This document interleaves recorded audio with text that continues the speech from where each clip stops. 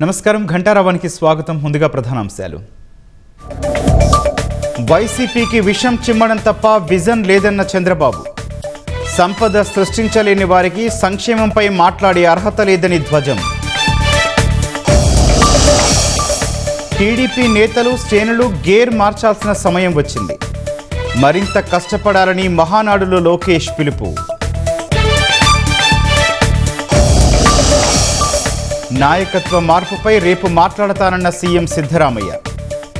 Karnataka governor appointment కోరినట్టు సమాచారం. ఢిల్లీలో ప్రధానితో భేటీ కానున్న తమిళనాడు సీఎం. సంక్షేమం, అభివృద్ధి పనులకు నిధులు కోరనున్న విజయ్.